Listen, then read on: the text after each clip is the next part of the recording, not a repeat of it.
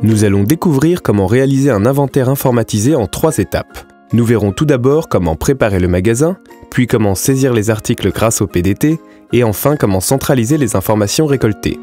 Première étape, avant l'inventaire, il vous faut un plan à jour de votre magasin avec la définition des emplacements, des PDT initialisés, une équipe, un magasin rangé et propre. Pour organiser le magasin avec le plan, identifiez chaque zone grâce à l'option de votre logiciel.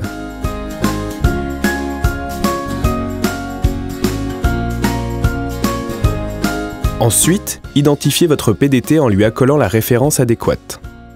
Deuxième étape.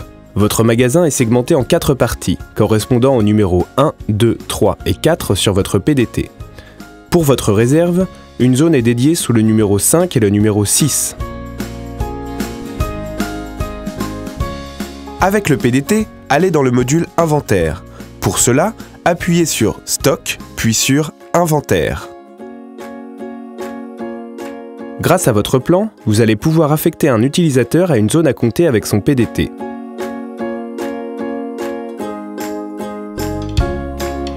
Cette affectation peut également se faire en scannant.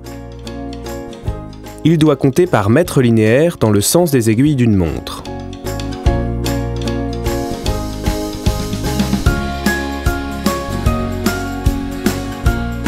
Le comptage se fait de droite à gauche et de haut en bas. L'employé doit biper chaque référence. Cette référence s'affiche sur le PDT, on compte les articles présents sur le pic, puis on entre la quantité trouvée dans le PDT. On appuie ensuite sur la touche Entrée pour valider. Si l'utilisateur se trompe dans la quantité, il a la possibilité de supprimer la ligne. Si la référence n'est pas lisible par le PDT, l'utilisateur a la possibilité d'utiliser le coding du produit et de l'entrer dans le PDT. Une fois la zone comptée dans son ensemble, l'utilisateur doit revenir vers vous afin de valider la zone en appuyant sur la touche Valider et griser cette zone sur votre plan. L'objectif étant de compter l'ensemble du magasin. Après cette validation, les éléments comptés vont s'imprimer automatiquement. Ces feuilles doivent être rangées et classées pour réaliser le contrôle par vous-même, par la direction financière ou bien par le commissaire aux comptes. Vous pouvez désormais réaffecter l'employé sur une autre zone disponible suivant votre plan. Concernant la réserve, il faut faire un comptage à la palette, c'est-à-dire qu'il faut un emplacement par palette.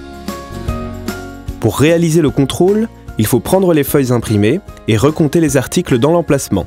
Si nécessaire, vous pouvez corriger directement le problème depuis l'ordinateur. N'oubliez pas, 3 étapes pour faire votre inventaire.